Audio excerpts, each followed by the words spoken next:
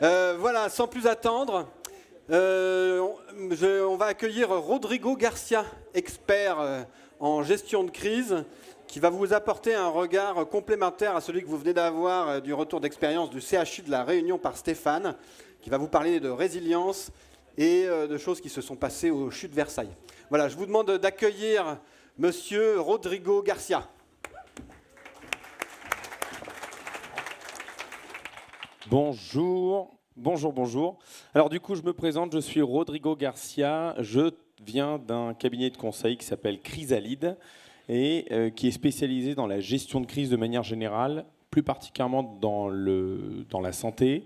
On a été fondé par des ex-membres du Chorus, donc le Chorus c'est la cellule de crise, en tout cas la cellule de veille du ministère de la Santé, et on travaille sur à peu près toutes les phases de la crise, que ce soit en amont pour accompagner sur la résilience, donc la préparation de plans de continuité d'activité, de plans blancs, d'exercices, de formation, que ce soit pour des acteurs des hôpitaux, des CHU, des GHT, ou beaucoup d'agences régionales de santé pour les préparer sur la gestion de la crise, et également l'APHP, donc l'assistance publique hôpitaux de Paris, qui est une grosse structure, et la PHM. On accompagne également à chaud, donc pendant la crise, et j'aurai l'occasion de donner quelques petits exemples de deux établissements qu'on a particulièrement accompagnés. On a eu en charge le pilotage de la gestion de la crise, à savoir l'hôpital du Sud francilien, qui était en août de l'année dernière. Moi, j'ai eu la chance d'être en vacances à ce moment-là, donc je n'étais pas dessus. Mais je me suis fait rattraper par l'hôpital de Versailles 2 mois plus tard, du coup, qui sont deux hôpitaux qu'on prend comme référence dans pas mal d'éléments liés à la cyber, parce que malheureusement pour eux, ils ont été extrêmement impactés par cette crise cyber. L'hôpital de Versailles, ça fait maintenant... on va bientôt fêter la date anniversaire et on est encore sur un établissement qui fonctionne doucement, sachant que sur les 2 premiers mois, on était environ 55-60% de l'activité maintenue. Alors du coup, les présentations sont faites. J'ai pas mal de choses à voir avec vous sur un temps qui est réduit, donc je vais pas mal regarder ma montre, histoire de bien être dans le temps, et vous aussi, on m'a bien expliqué. Et je m'excuse d'avance parce qu'il y a quelques jours, j'avais perdu ma voix, donc je l'ai retrouvée. Mais si de temps en temps, je fais des petites notes aiguës, pardonnez-moi d'avance. Alors, au sommaire, sur ces 50 minutes, 3 points qu'on souhaite aborder, que je souhaite aborder avec vous. La première, juste définir ensemble, rapidement, qu'est-ce qu'on entend par crise. Parce que c'est très important pour nous, et surtout lorsqu'on va parler de résilience, qu'on arrive à bien distinguer ce qu'on entend par crise et en quoi cela est différent de la SSE traditionnelle, donc de la situation sanitaire exceptionnelle, et de ces procédures dégradées qui existent déjà dans la plupart de nos établissements. Dans un deuxième temps, je vais aller assez rapidement, parce que vous avez déjà eu la chance de pouvoir, lors de la première conférence, longuement évoquer les impacts classiques d'une cyberattaque sur un établissement de santé, avec l'exemple de la Réunion. Mais je vous donnerai quelques exemples précis de ce qui s'est passé à Versailles, au Sud francilien, qui permettront de continuer à nourrir les éléments que vous avez eus ce matin. Puis après, on parlera un peu de continuité d'activité. C'est un mot qui est très à la mode, comme celui de la résilience. Et sur la continuité d'activité, on va parler de plan de continuité d'activité, surtout que c'est une démarche qui est fortement poussée par le ministère en ce moment, avec différents plans, différents outils. Et l'objectif, c'est qu'on y voit un petit peu clair sur qu'est-ce qu'un PCA, donc un plan de continuité d'activité, qu'est-ce qu'un PRA, un plan de reprise de l'activité, enfin beaucoup de plans, mais pour faire quoi et comment on les fait. Voilà. Est-ce que le programme vous va ? Bien, eh bien, face à cette euphorie, je commence par mon premier point, à savoir définir et caractériser la crise. Très rapidement, je vais prendre 2-3 réponses, mais il est important pour moi de savoir quelle est votre définition du mot crise, sachant qu'on entend ce mot partout, à la télé, dans le monde de la santé, au ministère, tout le monde est en crise. Qu'est-ce que ça veut dire pour vous la crise ?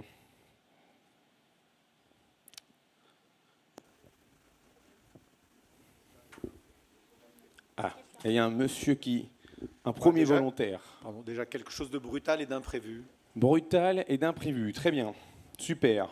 Le stress et l'urgence. Le stress et l'urgence. D'accord, merci. Déjà, merci pour ces réponses, parce que je pense que vous avez tous une définition du mot crise. Donc, brutal, stressant.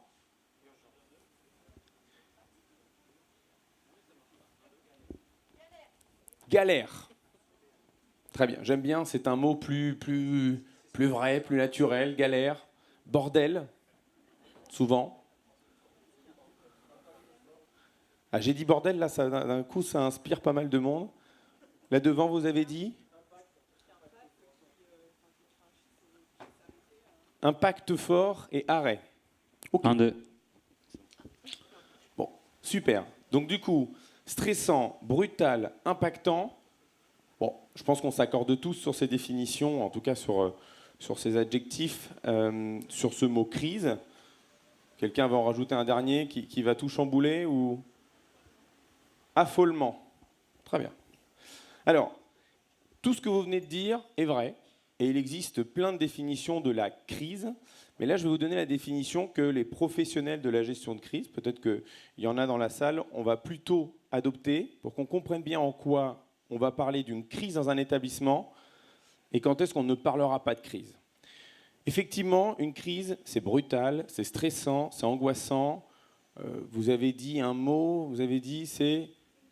Galère. Galère. Moi, j'ai rajouté bordel. Et pour nous, la crise, on va partir d'une définition. Je vous propose une définition qui nous permettra d'y voir plus clair. C'est lorsque le répertoire de réponse d'un établissement ou d'une structure est dépassé ou inexistant. Je vous laisse le temps de la digérer. C'est-à-dire que quelque chose qui est stressant, bordélique, qui est brutal, ou même qui bouleverse, ça peut être une crise ou pas. On vit tous les jours des choses très complexes, ce n'est pas forcément une crise. Pour nous, la crise, si je prends par exemple le Covid est une crise au début, le Covid, au bout de quelques mois, n'est plus une crise. Et c'est important parce que si je vous dis que la crise, c'est un répertoire de réponses qui est dépassé ou inexistant, tout l'enjeu de la gestion de la crise, terme assez prétentieux d'ailleurs, plutôt on va traverser la crise, mais tout l'enjeu, c'est de voir comment on va compléter le répertoire de réponses qui nous manque ou alors le construire. Le problème, c'est qu'il va falloir le construire rapidement, très rapidement. Alors, du coup, on distingue bien, j'aime bien ce schéma parce qu'il nous permet au moins de mesurer un petit peu la crise, et même lorsqu'on va parler d'informatique, qu'est-ce qu'on entend par crise informatique? Parce qu'il est rare d'avoir un établissement où lorsqu'on demande à quelqu'un qui y travaille des défaillances informatiques ou des ralentissements, c'est quand même souvent quelque chose qui arrive et qui fait partie du quotidien. On n'est pas pour autant en crise. Alors du coup, on va avoir des événements mineurs. Vous voyez, ça c'est les premiers temps. Ça c'est quand vous arrivez le lundi et que vous avez des appels un peu compliqués où vous vous dites cette semaine elle va être longue. On n'est pas encore en crise, même si déjà ça commence à être tendu. Vous avez des événements parfois plus importants. Donc là, la deuxième, la troisième, des moments où là, ça commence à être très compliqué. C'est le moment où vous commencez à vous dire qu'il est peut-être temps de changer de métier. Et les choses montent, complexes, et on est dans une situation de tension, on est dans une situation dégradée, de contrainte, parfois en souffrance. Je pense que tout le monde dans cette salle a déjà vécu des moments comme ça, mais on n'est pas encore en crise. Une procédure dégradée dans un service ou dans un hôpital, pour nous, n'est pas synonyme de crise. Par contre, ça surenchérit, vous n'avez toujours pas changé de métier, vous avez continué votre semaine, et là, ou parce qu'on a une accumulation de problématiques, ou parce qu'on a une problématique, pour le coup, qui est très nouvelle, eh bien, on finit par être dans une gestion de crise. Et si je prends du coup le cas, je prends deux exemples. Vous prenez le Covid, le début, ce n'est pas une crise. Tout début, on a des procédures, on a déjà vécu d'autres. Il y a le H1N1 qui est déjà passé par là. Les vaccins, on connaît. Très bien. Puis on passe un stade, un deuxième stade, un troisième stade. Et là, on arrive à un stade où finalement, on n'a plus de plan. Et la première victime de la crise, vous l'entendez souvent, c'est le plan lui-même. Et si vous prenez une crise informatique, la crise cyber, le problème n'est pas tant la défaillance informatique que l'absence ou l'autarcie numérique dans laquelle est plongé l'hôpital. Et dans laquelle, pour manager un hôpital, pour gérer un hôpital, enfin un hôpital ou un autre établissement d'ailleurs, eh bien vous êtes en grande difficulté. Alors, quelques éléments sur ce processus de crise, et après j'arrête de vous embêter avec des éléments théoriques là-dessus. La crise, on a dit que c'était brutal, et tout le monde se concentre sur ce premier moment qu'est la crise, c'est-à-dire le moment où ça survient. C'est un peu le moment, vous savez, 90 minutes d'enquête, le moment reportage documentaire où tout le monde se réunit en cellule de crise. Vous avez tout au début une période d'incubation où il ne se passe pas grand-chose. Dans cette période d'incubation, il y a des événements, ce qu'on appelle des signes froids, des signaux faibles, qui sont extrêmement compliqués à remonter. Si je prends l'hôpital de Versailles, le jeudi, il y a des défaillances informatiques, mais ces défaillances informatiques, elles ne suscitent pas non plus beaucoup d'émotions. D'ailleurs, le support dit à ce moment-là, bah, écoutez, on gérera ça lundi prochain, parce que là, on est en train de gérer d'autres choses. Alors là, c'est facile pour moi de vous dire ça après coup, mais ces signaux faibles, c'est l'affaire de tous les jours.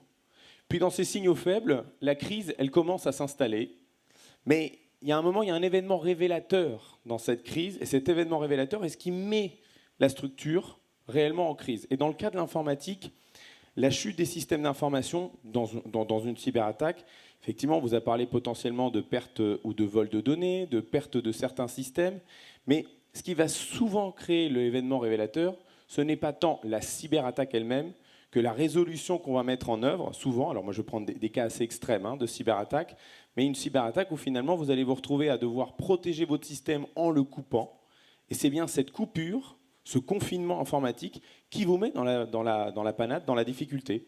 Et si je reprends le Covid, pour faire un parallèle, ce n'est pas tant le pangolin et le virus qui nous posent problème, que finalement le moment où le président de la République nous dit, à partir de mardi, tout le monde est confiné.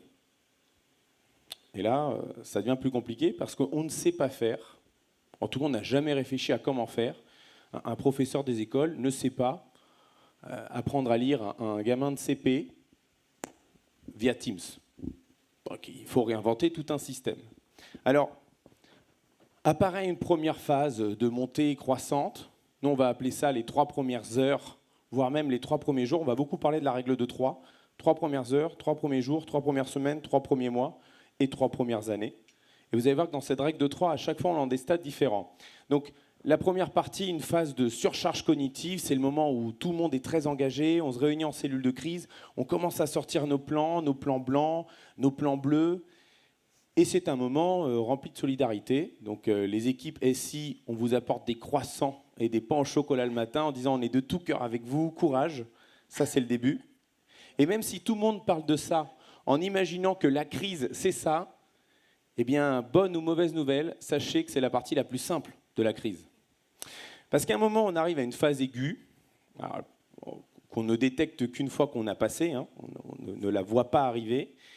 Puis on commence à sortir de la crise. Alors c'est une sortie de crise totalement apparente, mais c'est une sortie de crise qui commence à créer des complexités, parce que vous avez certaines personnes dans la structure qui pour eux, la crise est passée, et pour d'autres, ils y sont encore totalement dedans.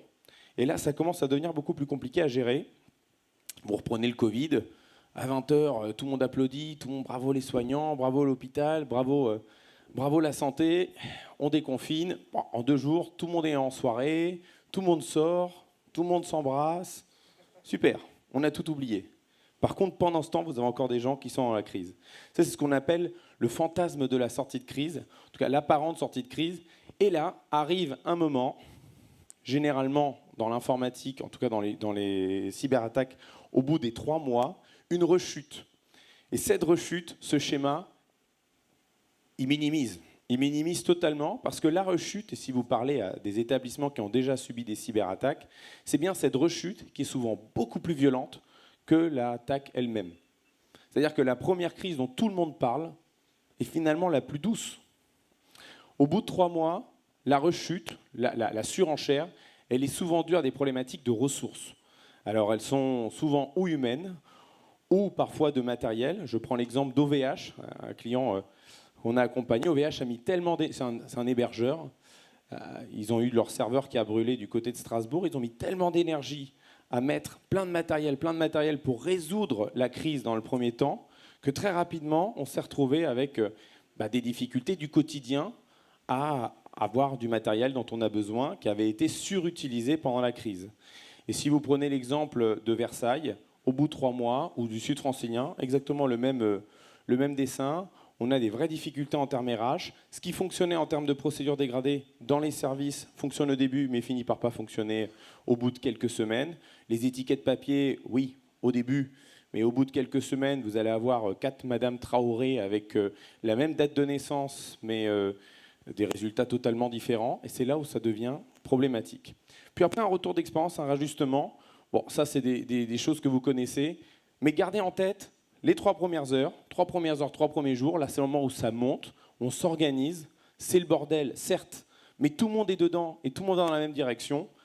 Une sortie de crise apparente. Les 3 mois, on vous a oublié. Là, il n'y a plus de croissant, il n'y a plus de pain au chocolat. Puis après, au fur et à mesure, un réajustement et un retour à la normale avec des rechutes qui peuvent être permanentes, qui peuvent revenir à chaque fois que vous allez au fur et à mesure redémarrer les choses. Et donc du coup, tout ce qui est en lien avec nos plans ne doit pas uniquement traiter les premières heures, mais doit traiter ce qui vient après. Et si vous prenez l'exemple du Sud francilien ou de Versailles, les plans blancs, les procédures dégradées, c'est un peu le mot magique. Ah, on active une procédure dégradée. On entend souvent ça en cellule de crise. C'est pas forcément qu'est-ce qui est dégradé, est-ce que la procédure existe, mais ça fonctionne au début, ça fonctionne les premiers jours, mais très rapidement, les procédures dégradées finissent par ne plus fonctionner au bout de quelques jours. Du coup, les spécificités, je vais aller assez rapidement là-dessus, mais de la crise cyber par rapport à la crise normale, donc ce processus s'applique à peu près toutes les crises, mais ce qui va venir se rajouter dans la crise cyber, eh bien, vous l'avez déjà un petit peu vu ce matin, mais déjà, on a une double temporalité qui est une cinétique, on appelle ça la cinétique dans notre jargon, assez particulière, parce que la cinétique du début est extrêmement rapide, on n'a pas beaucoup le temps de réfléchir. Je reprends Versailles comme exemple. À 19h, on a une demande de rançon qui apparaît, on se rend compte qu'on a été cyberattaqué, à 19h45, on a tout coupé. Par contre, après, on est parti pour 1 an de crise. Donc, l'apparition des premiers impacts au bout de 45 minutes, pour une durée qui après va durer des mois, voire pour certaines organisations des années.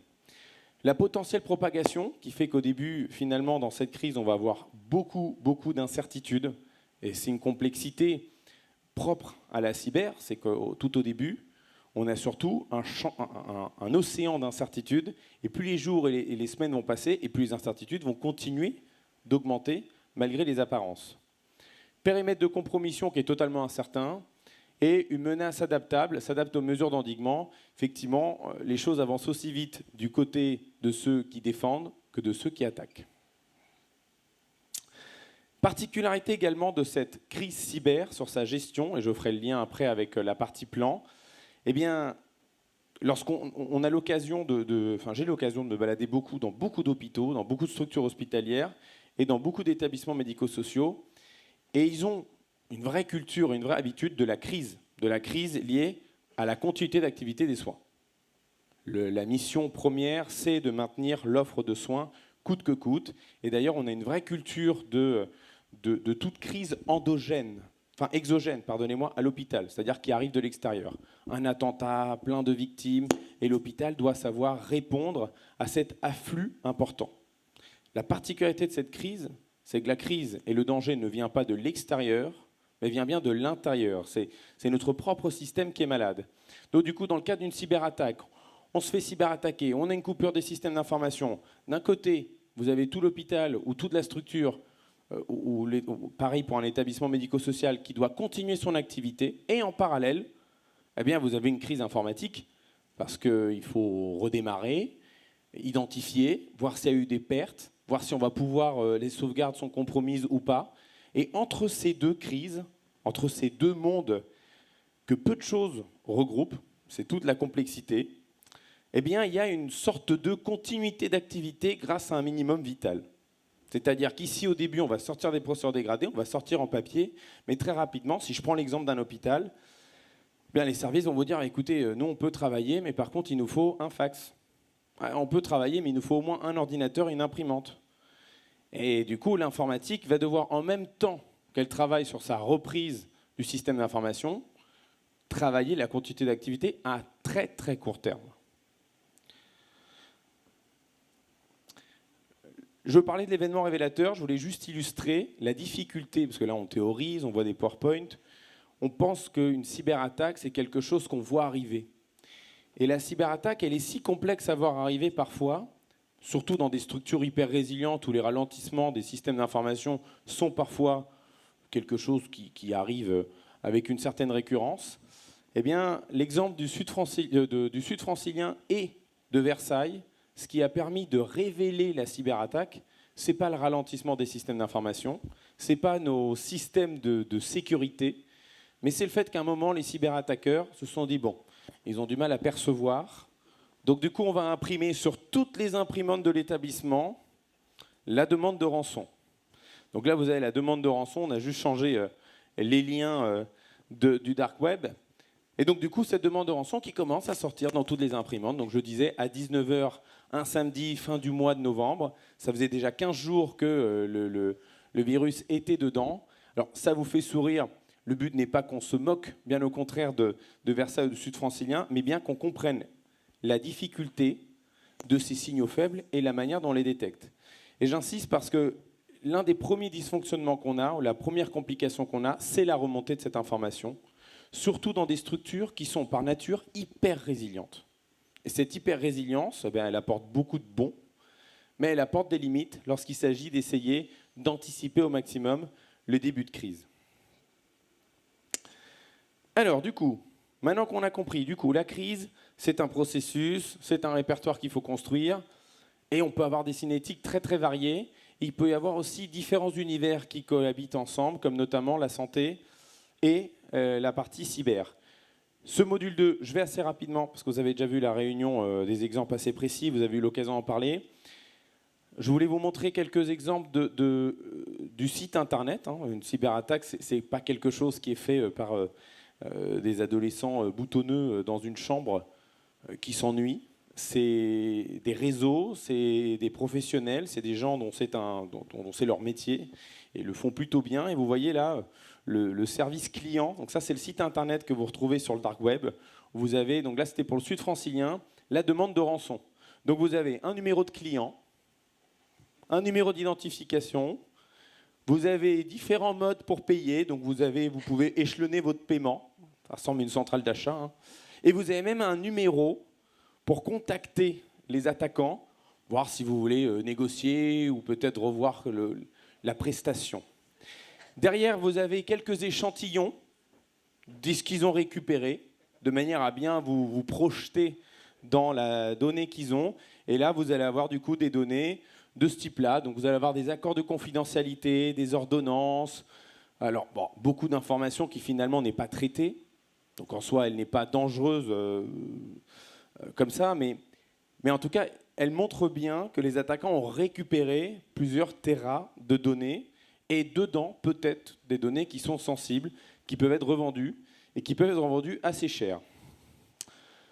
Bon, pas mal d'éléments, des certificats, des ordonnances et, dans le cas du Sud francilien, anecdote, des éléments comptables de l'établissement qui ont été utilisés par les attaquants pour dire à la direction « Si, on a vu vos chiffres, vous avez un actif qui est très très bon et vous êtes en capacité de nous payer. » Bon, il a fallu leur expliquer que ce n'était pas si simple que ça.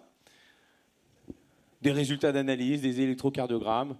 Bref, de manière générale, si je prends le Sud francilien et Versailles, eh bien, on a deux grands secteurs impactés. Les services critiques, donc la réanimation, les urgences, tout ça vous connaissez.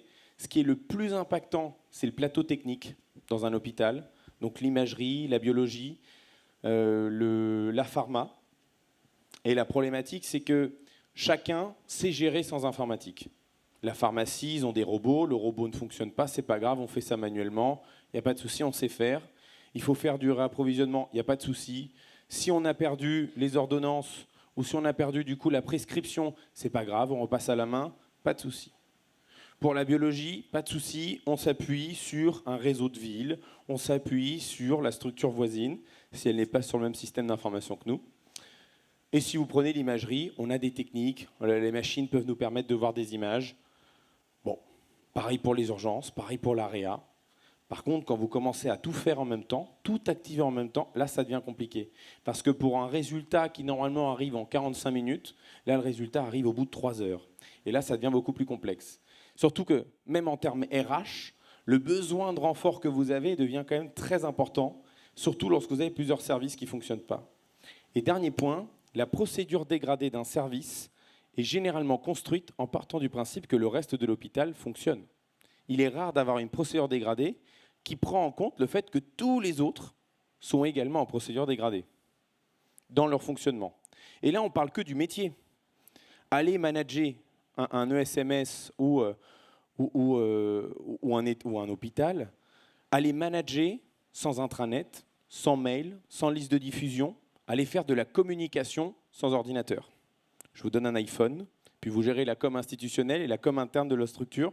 Ça devient assez challengeant.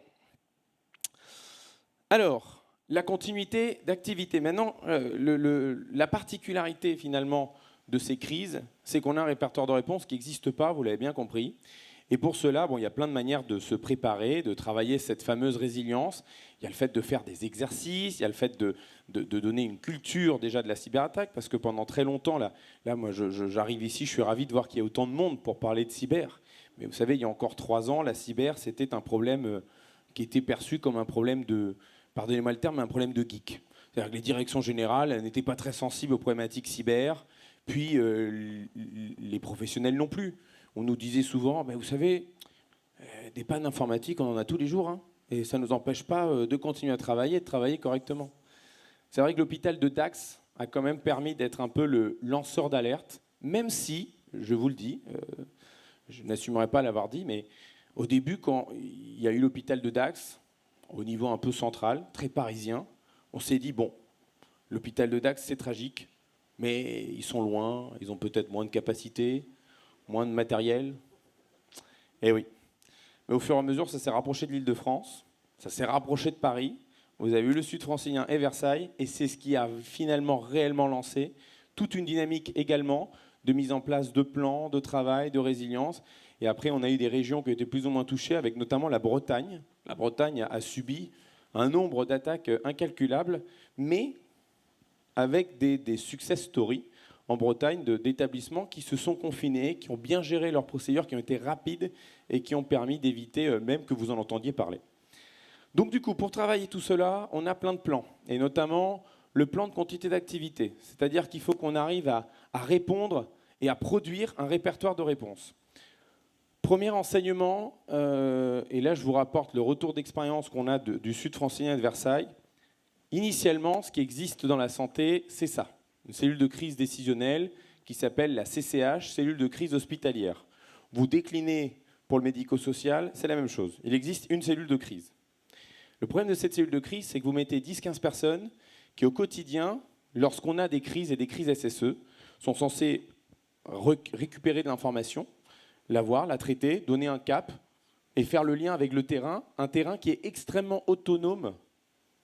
Des médecins pour du préhospitalier, des professionnels de santé qui sont totalement autonomes pour gérer leurs patients et qui arrivent à se débrouiller. D'ailleurs, généralement, le savoir arrive du bas et en haut, on récupère cette information.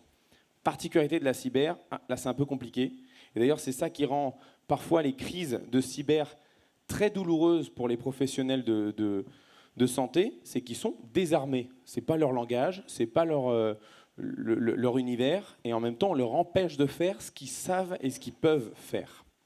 Donc du coup, à cette cellule de crise décisionnelle, qui est à un niveau stratégique, il faut réussir à mettre rapidement une charnière, c'est-à-dire quelque chose qui va nous permettre de construire le répertoire de réponses dont je vous ai parlé.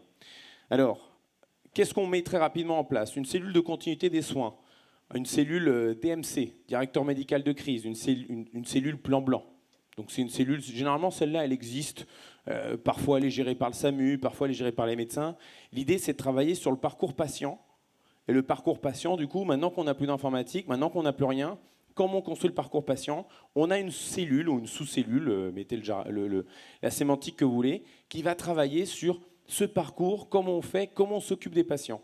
Rappelez-vous de mes 2 carrés sur soins, quantité d'activité des soins, et celui sur les systèmes d'information.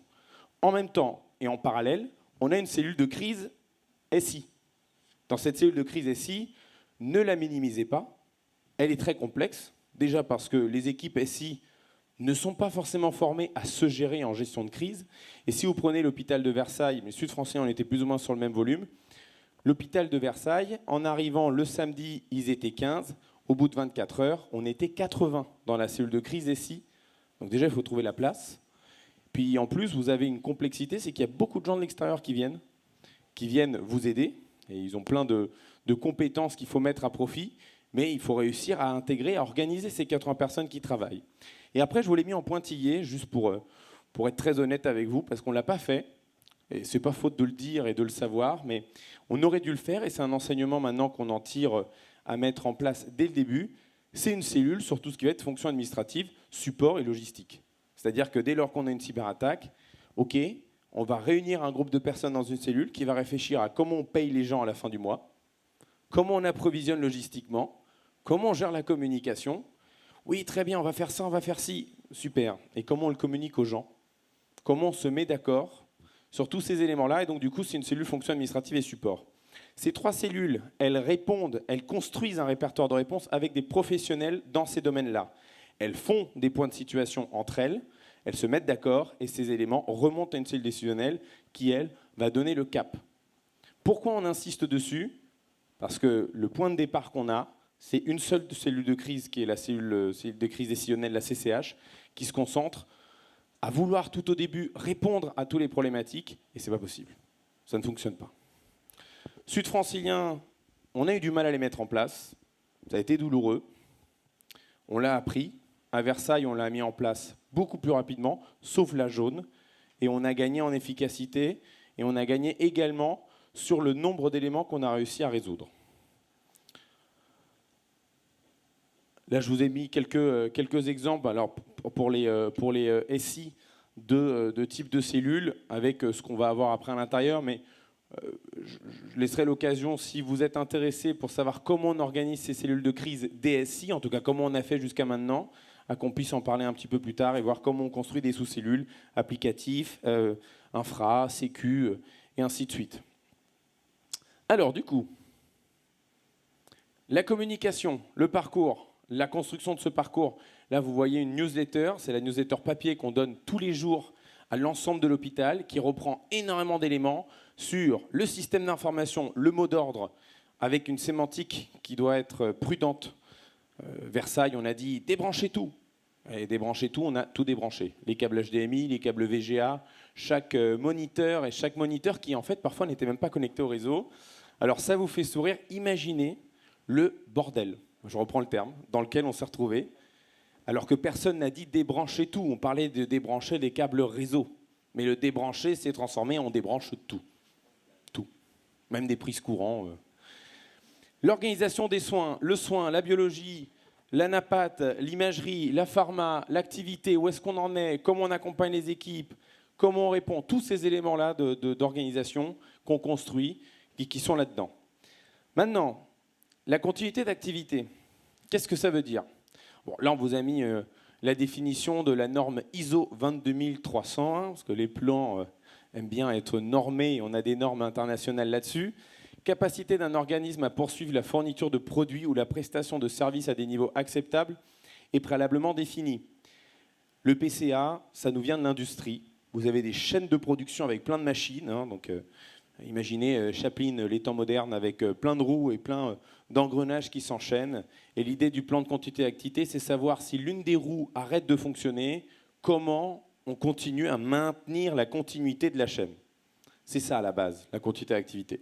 Donc on a une chaîne de production et il faut la tenir jusqu'au bout. Ça, c'est le plan de continuité d'activité. Et le plan de relance de l'activité, c'est on a tout fait tomber, il n'y a plus rien qui fonctionne, quelle machine je dois redémarrer en premier? Si je transpose un hôpital, un PRA, c'est j'arrive comme un sauveur, je vous dis vous avez 500 ordinateurs, 100 clés 4G, 20 imprimantes, je les mets sur la table, allez les distribuer dans l'hôpital. Allez les prioriser, allez voir à qui vous donnez ça, sachant que chacun aura la singularité de se sentir prioritaire sur ce sujet. Donc du coup, ces PCA, l'objectif, si on transpose à l'hôpital, c'est de maintenir cette continuité d'activité et de maintenir une offre de soins, au moins à un niveau qualitatif, malgré la contrainte de la chute des systèmes d'information. Et ce plan de continuité d'activité, il existe et il se construit en amont d'une crise. Ce n'est pas quelque chose qui est commun pour nous dans le monde de la santé. Oh, pardonnez-moi, je suis allé un petit peu loin. Qui est le monde de la santé, mais c'est quelque chose qui existe dans tous les autres secteurs et qui est déjà extrêmement renseigné. Donc on a une nomenclature, on a des règles, on a des normes qui, du coup, parfois mériteraient peut-être d'être adaptées au monde de la santé.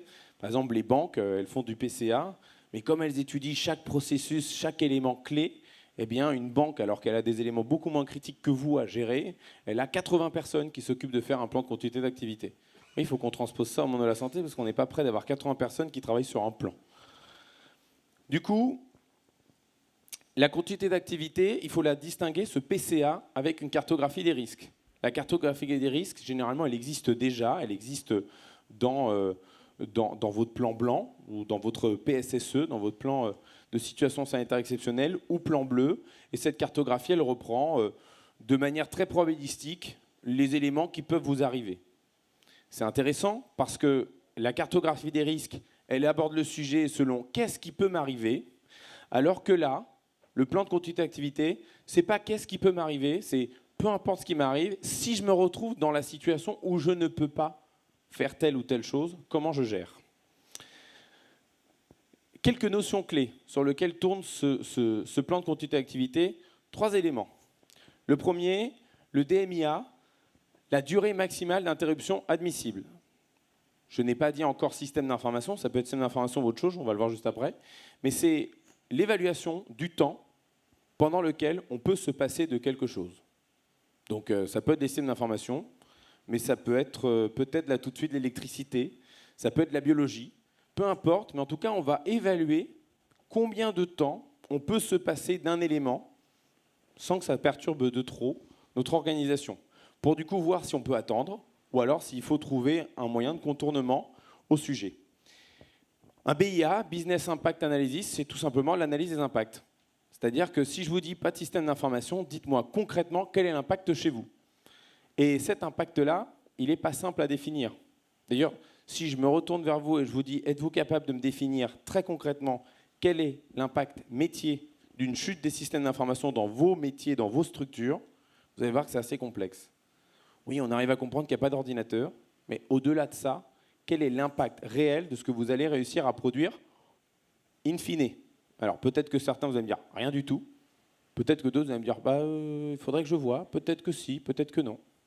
Parfois on interroge pour faire des BIA, je me rappelle être dans un hôpital, on passe 1 heure à échanger avec une direction qualité qui me dit non mais vous savez, nous on n'est pas critique, on n'est pas important, on peut très bien se passer de l'informatique sans souci.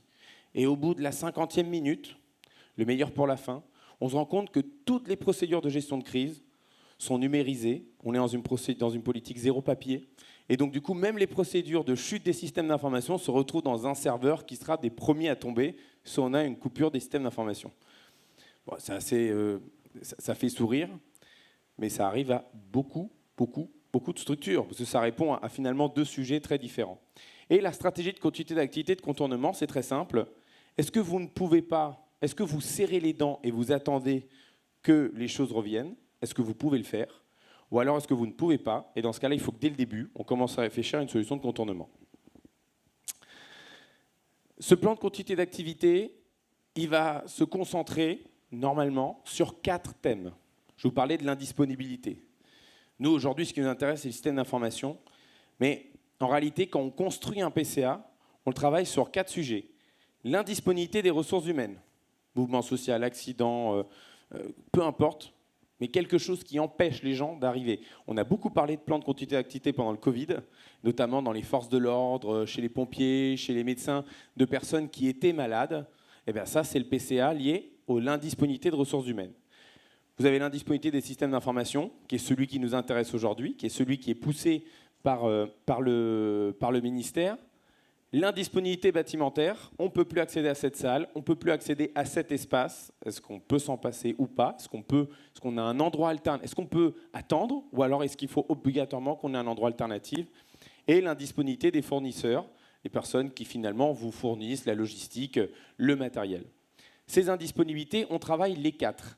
Et on va les travailler de manière assez méthodique. Donc c'est-à-dire que on va généralement prendre 1 ou 2 heures dans un service. Donc je vais prendre un service, normalement on prend l'unité la plus petite, peut-être un service, mais il faut vraiment qu'on réfléchisse à l'adapter, enfin en tout cas l'adapter à votre structure. Et donc par exemple, si je m'adresse à la qualité, ou allez, je vais changer, je prends par exemple la biologie. Avec la biologie, on va faire d'abord un BIA, donc un Business Impact Analysis, que vous avez vu avant, et on va essayer de déterminer quels sont les processus. Donc processus, c'est un mot un peu pompeux pour dire finalement les actions, une suite d'actions qui mènent à un résultat, et un processus qui va être critique. Par exemple, dans votre quotidien, vous faites plein de choses qui sont potentiellement, qui peuvent être gérées plus tard. Par contre, il y a quelques éléments qui sont critiques, et eux, par contre, il faut les faire. Et une fois qu'on a identifié un processus critique, eh bien, du coup, on va réfléchir à combien de temps vous pouvez vous passer des gens, ou en tout cas être à ce volume-là de gens, combien de temps vous pouvez vous passer sans informatique, combien de temps vous pouvez passer du bâtiment et combien de temps vous pouvez vous passer de vos fournisseurs. Et à partir de là, on va évaluer l'impact et on va voir s'il existe une solution de contournement ou pas. Une fois qu'on a ces éléments-là, chacun va devoir récupérer. Et par exemple, l'informatique va identifier quels sont les services où il y a des processus critiques sur lesquels il faut trouver un moyen de contournement parce que l'indisponibilité ne sera pas tenable. Et on en a pas mal, et pas que dans les services de soins. L'élaboration du PCA, on détermine le périmètre, ça c'est important, parce que quand on rentre dans un hôpital ou dans une structure médico-sociale, on a un tel nombre de processus qu'il faut juste qu'on calibre pour ne pas se noyer dans du micro-détail, c'est-à-dire quels sont les éléments clés, phares qui nous permettent cette continuité d'activité, identifier les activités critiques, définir les stratégies de continuité d'activité, est-ce qu'on est en capacité de contourner ou pas, et si oui, qu'est-ce qu'on contourne ou pas. Typiquement le personnel, est-ce que dans ce cas-là, on part du principe qu'on ne peut pas manquer de personnel, dans ce cas-là, il faut qu'on ait des plans pour que de coûte que coûte, on ait le même nombre de personnes qui soient là, ou alors est-ce qu'on peut, dans ce cas-là, contraindre un peu l'activité en attendant qu'on revienne à un système nominal et maintenir ce PCA et ce plan en conditions opérationnelles. On vous enverra du coup la présentation, vous avez plus de détails notamment sur ce PCA. Comme le temps passe, ce qui m'intéresse avant de laisser la place aux questions, du coup, c'est vous parler un petit peu de ce plan de continuité d'activité. Comme je vous le disais, à la suite du Sud francilien et de Versailles, eh bien, du coup, le ministère de la Santé, à travers la direction du numérique en santé et son agence, donc l'agence du numérique en santé, a lancé différents programmes pour travailler la cyber-résilience pour plusieurs raisons. Déjà, le contexte actuel qui montre que un hôpital se fait attaquer en moyenne une fois par semaine, même si l'hôpital n'est pas le seul endroit qui se fait attaquer. On a des attaques de partout, des tours de contrôle, des grandes entreprises, des Thales, des Airbus qui se font attaquer, des systèmes d'information qui sont parfois assez inquiétants. Si vous roulez en Tesla, aussi, Tesla s'est fait attaquer il n'y a pas très longtemps et on arrivait à contrôler le système de frein à distance. Bon, vaut mieux la vieille Twingo mécanique, vous aurez moins de risques. Et donc, du coup, le ministère a lancé une campagne d'exercices qui s'appelle les kits ANS. Donc, c'est l'Agence du numérique en santé qui a lancé des exercices selon 3 niveaux pour travailler, du coup, la méthodologie d'une cellule de crise. C'est très pratique pour sensibiliser les directions et sensibiliser tout le monde. Au début, les gens sont plus ou moins sceptiques. Ils se disent encore un truc qu'on m'a foutu dans mon calendrier. Mais à la fin de l'exercice, tout le monde se dit « Ok, il y a un vrai sujet à traiter. Il faut qu'on travaille dessus. » Collectivement. Et ce n'est pas que le sujet de l'informatique. Première grande victoire. Puis après, une fois qu'on a fait de l'exercice qui permet de nous préparer sur comment on gère à chaud, et au moment où là, pour le coup, la crise est arrivée, eh bien, il y a 2 autres éléments qu'il faut travailler. C'est la résilience technique et informatique.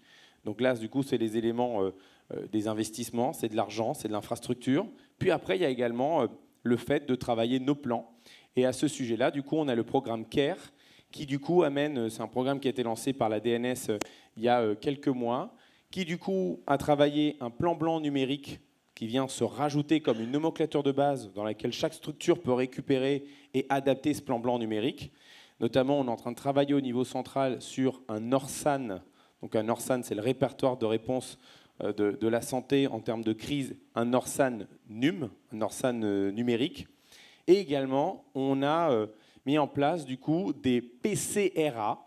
Donc c'est un mélange entre le PCA et le PRA, c'est-à-dire par où vous commencez, quel service on va redémarrer. Si vous prenez du monitorage, quel monitoring va falloir qu'on reprenne au fur et à mesure et comment on gradue, où est-ce que je distribue ma première imprimante, mon premier ordinateur, et comme ça, en même temps lié avec ce PCA.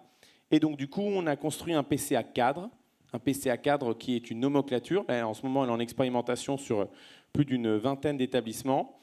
Et ce PCA, avec des fiches méthodologiques, l'objectif, c'est qu'après, chaque établissement puisse du coup, ou soi-même, ou alors en faisant appel à la ressource extérieure, mettre en place son PCA sur des services critiques, sur ses services support et administratifs, et ainsi commencer à travailler la résilience.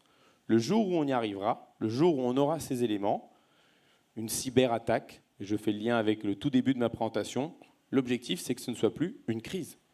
Ce sera forcément un moment de tension et un moment de douleur, mais si on a un répertoire de réponses qui nous permet de pallier ou de répondre, on ne sera plus dans une crise de cyberattaque, mais dans un moment de contrainte. Voilà pour la partie présentation, et il nous reste 5 minutes, 10 minutes pour les questions. Je suis content parce qu'il y avait 5, maintenant 10. C'est moi qui avais mal compris, mais du coup, j'ai l'impression d'avoir gagné le double du temps. Donc, je suis à votre disposition pour répondre aux questions, que ce soit liées au PCA, liées à la crise, liées à cette dualité, ou même numérique et santé, ou que ce soit pour parler de l'hôpital de Versailles.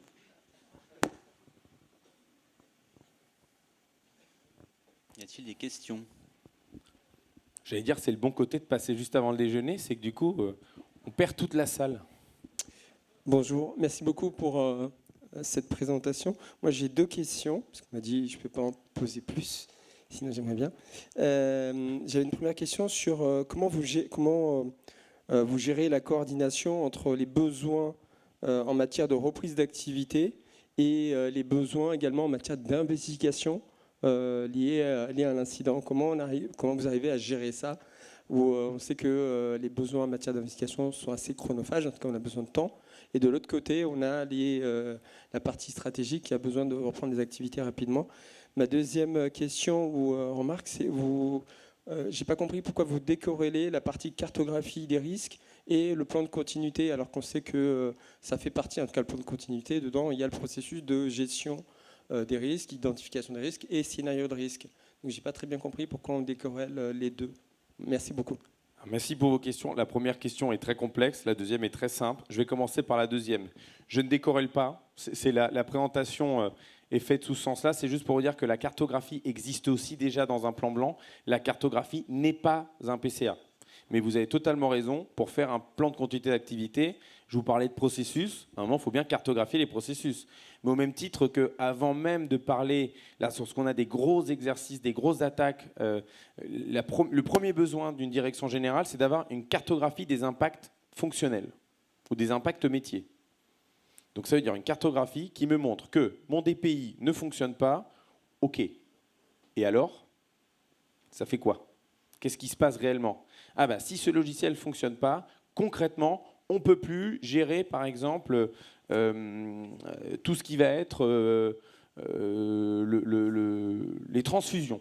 Ou peut-être que si ce logiciel ne fonctionne pas, concrètement, on ne pourra plus gérer la chimio. Vous voyez, c'est le lien entre les deux est très compliqué. D'ailleurs, souvent on assiste à des scènes dans une cellule de crise où quelqu'un demande à l'informatique et au DSI, OK, quels sont les impacts ? Alors le DSI il dit, il y a ce logiciel qui ne fonctionne plus, il y a ce logiciel qui ne fonctionne plus, mais le directeur n'est pas convaincu, parce qu'il dit très bien, mais OK, bon, il n'y a plus d'ordinateur, mais concrètement, il se passe quoi dans l'hôpital ?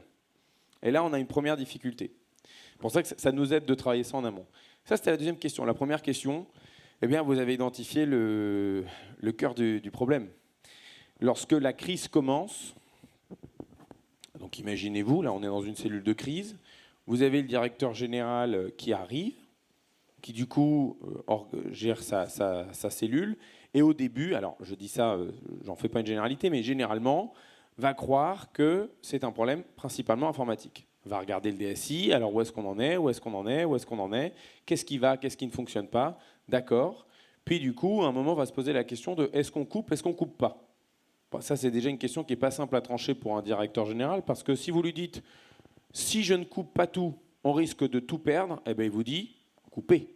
Et si vous lui dites « si je coupe, Il n'y a plus un seul service qui a un ordinateur, un moniteur. Ah bah coupez pas.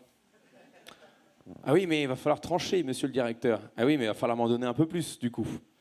Et déjà, là, on est dans une première complexité, parce que savoir quand est-ce qu'on coupe, eh bien, vous avez le syndrome du héros ou du perdant. Vous voyez, vous avez coupé, vous avez sauvegardé tout le système, et bah, vous êtes un héros. Vous avez coupé, alors qu'en fait, il n'y avait pas du tout de cyberattaque. Bah, vous êtes au chômage. Donc, du coup... déjà, c'est quelque chose qui n'est pas très simple. Puis après, une fois qu'on est dans la crise, une fois qu'on a passé ce cap et on a coupé, eh bien, je vous disais, tout au début, on a la période des croissants et des pains au chocolat. Puis au bout de quelques jours, donc là, vous arrivez, je vais prendre le cas de Versailles, le samedi, on coupe tout. Le dimanche, moi, j'arrive, je fais le tour et les services me disent « pas de problème, on gère ». Vous êtes sûr? Parce qu'il n'y a vraiment plus rien qui fonctionne. Ouais, mais on a une procédure dégradée, on a l'habitude, on en a vécu d'autres. Bon, ok, ça c'est le dimanche. Au fur et à mesure des jours, le discours, il a évolué. Je reprends mon exemple de procédure papier. Les urgences, passer les urgences avec un tableau blanc, pour eux, c'est limite une salvation. Ah, enfin, on n'est plus obligé de passer par l'informatique, prendre un bon Velleda, et il y en a bien un qui vous dira « mais vous savez, à l'époque, on gérait bien l'hôpital sans informatique et ça fonctionnait très bien ». Oui, mais les choses ont évolué et il y a des dépendances qui aujourd'hui sont indispensables. Puis au fur et à mesure des jours, on a des problèmes qui apparaissent. Et donc du coup, au fur et à mesure que les problèmes apparaissent, on se retourne vers l'informatique, on arrête de distribuer des pains au chocolat et des croissants et on leur demande de remettre les choses. Quand est-ce qu'on va remettre? Qu'est-ce qui se passe? Qu'est-ce qu'il y a? Le problème, c'est que l'informatique, plus le temps passe et plus elle va détecter que finalement, elle n'est pas convaincue ou elle n'est pas certaine des éléments. Et c'est cette partie d'investigation. Si vous prenez le cas de Versailles, on s'est rendu compte au fur et à mesure des quelques heures et des quelques jours qu'au début, on avait isolé l'hôpital de l'extérieur, mais le cryptolocker continuait de tout crypter, même en ayant coupé de l'extérieur. Et on n'avait pas coupé finalement le jus des serveurs, les serveurs étaient encore allumés, et les serveurs continuaient à scripter. Donc du coup, pour répondre à votre question, dans la douleur. Mais si on se prépare, ça sera moins douloureux. On a quelques minutes pour une dernière question, s'il y en a une dans la salle.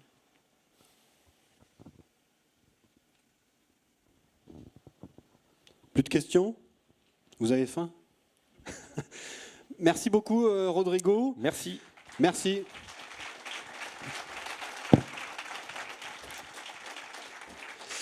Deux informations avant de vous lâcher. La première, tous les inscrits pourront retrouver les présentations de toute la journée dans leur boîte mail courant de semaine prochaine.